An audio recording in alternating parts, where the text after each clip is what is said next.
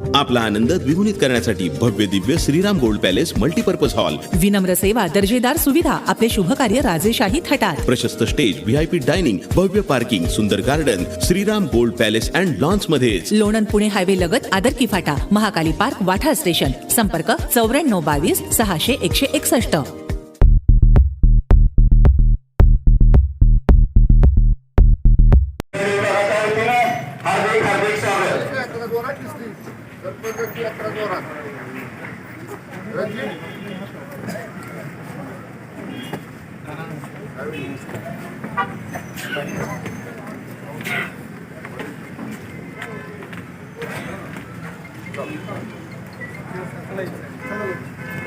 माननीय छत्रपती उदयनराजे भोसले साहेबांचा या ठिकाणी आपल्या लोकसभेचे उमेदवार छत्रपती शिवाजी महाराजांचे छत्रपती उदयनराजे भोसले यांचे आगमन झालेलं आहे. त्याचबरोबर या ठिकाणच्या ज्या काय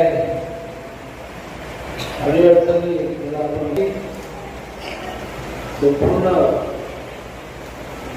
कुटुंबाचा उदरनिर्वाह करण्याकरता मुंबई, ठाणे, पिंपरी चिंचवड मोठमोठ्या शहराकडे जाऊन गेट सर्व म्हणजे आपल्या संपूर्ण सगळ्यांच्या वतीने मला सांगावं असं की सगळ्यात जास्तीत जास्त फंड गावागावामध्ये विकासाची कामं सुरू आहेत.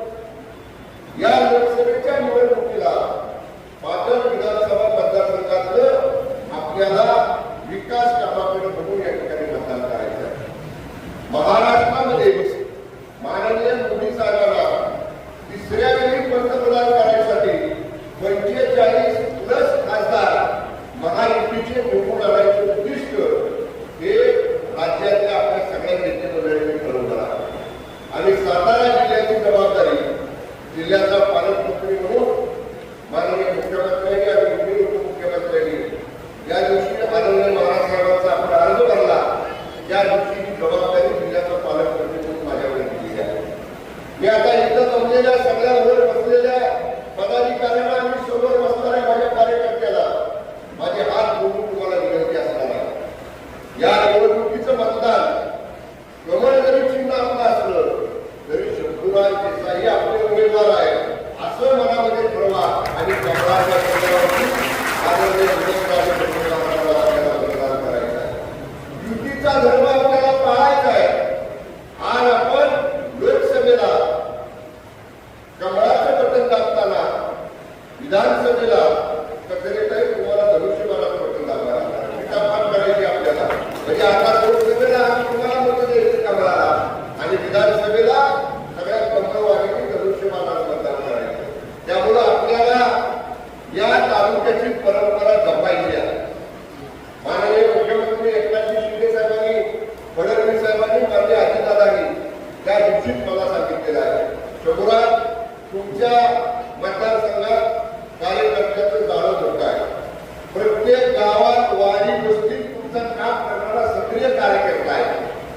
तुम्ही स्वतःच्या विधानसभेला जसं काम करता तसं काम या लोकसभेला माननीय पंतप्रधान मोदी साहेबांना पंतप्रधान करायला जे 400 खासदार देशामध्ये आपल्याला निवडून द्यायचे त्यातले एक खासदार सातारा जिल्ह्यातले श्रीमंत छत्रपती उदयनराजे भोसले महाराजसाहेब असले पाहिजे. याच्यासाठी आपल्याला सगळ्यांना मतदान करायचं आहे. आणि मला विश्वास आहे की एका देशाच्या गटाचा शिवसेनेचा निर्णय झाला की त्याच्यामध्ये कधीही बदल होत नाही. हे आज जाहीर भाषणात सांगतो.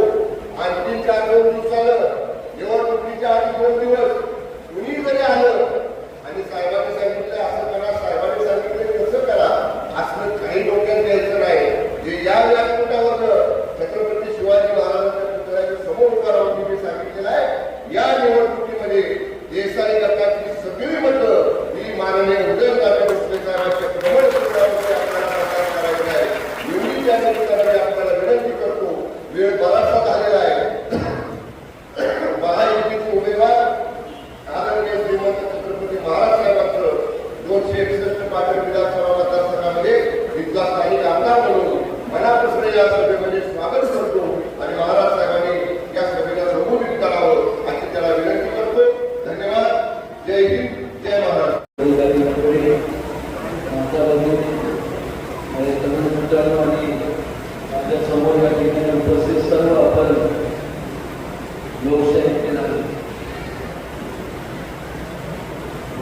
संपूर्ण जो परिसर आहे पाटील तालुका हा काय गावी काय आवश्यक आहे. हा संपूर्ण सह्याद्रीचा जो परिसर आहे या ठिकाणच्या ज्या काय अडीअडचणी आपण म्हणतो नैसर्गिक निसर्गरम्य जरी एवढा परिसर असला तर ह्या ठिकाणी संपूर्ण कुटुंबाचा उदरनिर्वाह करण्याकरता फार पूर्वीच त्या भागातले लोक मोठमोठ्या शहराकडे धाव घेतली. मुंबई असेल त्याबरोबर नवी मुंबई ठाणे पिंपरी चिंचवड मोठमोठ्या शहराकडे धाव घेतली आणि ह्या संपूर्ण भागाचे सुपुत्र कैलासवासी त्यांचं नाव घेतलं की संपूर्ण सातारची ओळख त्या ठिकाणी असे ओळखी पुरुष बाळासाहेब देसाई यांनी त्या काळात संपूर्ण लोकांना संपूर्ण सहकार्य केलं आणि त्यामुळे आज मोठ्या प्रमाणावर आपण संपूर्ण पोलीस डिपार्टमेंटला महाराष्ट्रात किंवा संपूर्ण कुठेतरी आपण प्रशासकीय नामांकन असणारे कार्यकर्ते संपूर्ण आणि कर्मचाऱ्यांवर बहुतांश करून संपूर्ण त्या संपूर्ण सातारा जिल्ह्यातले आणि कार्यक्रम आपण भागातले लोक आपल्याला कार्यकर्त्यांमध्ये पाहायला मिळतात. या संपूर्ण करत असताना त्यांच्या पावलावर पाऊल ठेवलं आमच्या नामदार चंद्रकांत देसाईंनी या संपूर्ण महाराष्ट्र प्रगतीच्या बाबतीत ध्यान दिलं आणि कुठल्याही परिस्थितीत आता जास्तीत जास्त लोक हे इथून विस्थापित होऊन मोठ्या शहरातून भाव न घेता आपल्या ह्या संपूर्ण मतदारसंघामध्ये कसे राहतील त्याकरता ते कार्यरत आहे.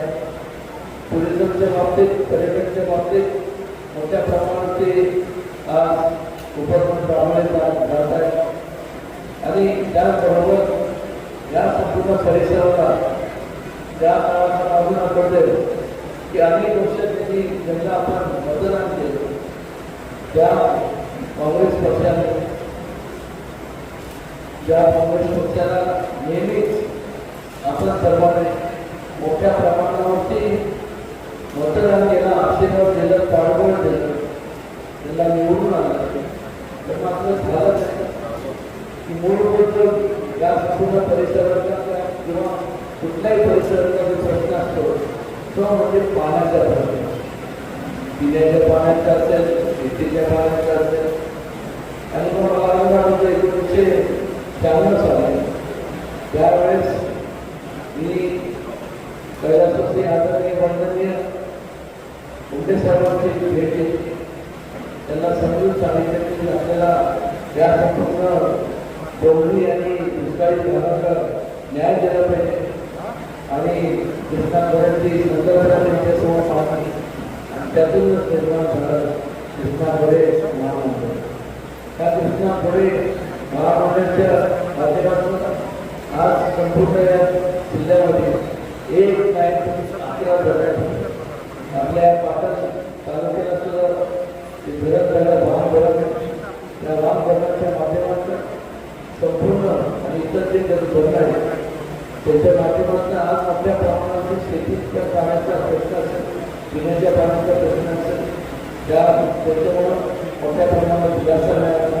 लोकांशी बोलत होते ते म्हणजे या संपूर्ण परिसरामध्ये दोन अजून एक छोटे प्रश्न आहेत ते झाले की मोठ्या प्रमाणात लोकांना दिलासा मिळेल आणि मला खात्री आहे की चंद्रकांत देसाईंसारख्या कुशल नेतृत्वाच्या आणि त्यांच्या मार्गदर्शनाद्वारे एक सुद्धा गाव किंवा एक सुद्धा व्यक्ती पाण्यापासून वंचित झाला नाही हे आवर्जून या ठिकाणी मला सांगावं. तर बोलत असताना मला भान आहे की वास्तविक परिस्थितीमध्ये या संपूर्ण ग्राम परिषद जर पाहिला तर मोठमोठे अनेक राष्ट्रीय आपल्या देशात या राज्याची संपूर्ण अर्थव्यवस्था ही टुरिझम ते पर्यटकांवरती अवलंबून असते. काही असे देश आहेत जगभरात की त्यांचं संपूर्ण संपूर्ण त्या देशाची अर्थव्यवस्था ही पर्यटकांवरती अवलंबून असते. आणि भविष्य काळात केंद्र शासनाच्या माध्यमातून आणि राज्य शासनाच्या माध्यमातून माननीय आपल्यापर्यंत संपूर्ण देशाने तुमच्या मार्गदर्शनाखाली आणि त्यांच्या हातात काम घालून आणि योगा त्या संपूर्ण भागाचा काळापर्यंत करण्याकरता जे म्हणून करावं लागेल जे म्हणून निधी लागेल ते केंद्राच्या माध्यमातून आणि राज्याच्या माध्यमातून आपल्या सेवेकरता उपयोग करून घेतलं.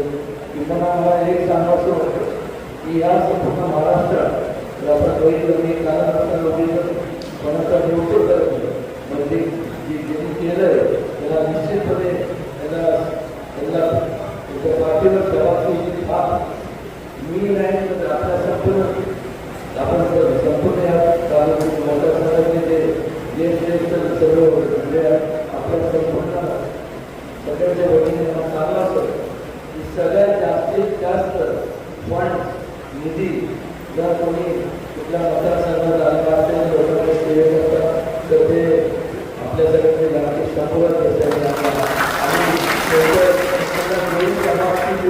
त्यांना तेवढं त्यांचं कौतुक करून तेवढं तेवढं हे करत असताना आपण एक समजून घेतलं पाहिजे की एखाद्या हे काम का होतात हे काम का मागे लागतात तर एका बाबतीत जेव्हा स्थिर सरकार असतं आणि जेव्हा मनापासून लोकांबद्दल आपल्याला भावना असतात की लोकांचं उन्नती व्हावी लोकांची प्रगती व्हावी त्यावेळेस त्या भावना आपल्याला जोड असणार ते सरकार असेल तरच ते शक्य भराभरापर्यंत पण मी आपल्याला एवढं सांगतो की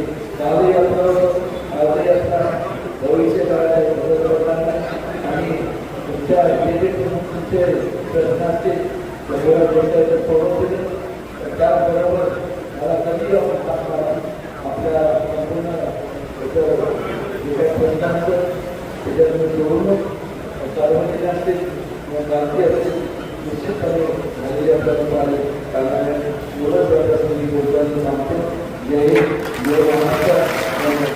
आपले सर्वांचे दैवत मान्य आमदार शंभूराज देसाई हे या ठिकाणी उपस्थित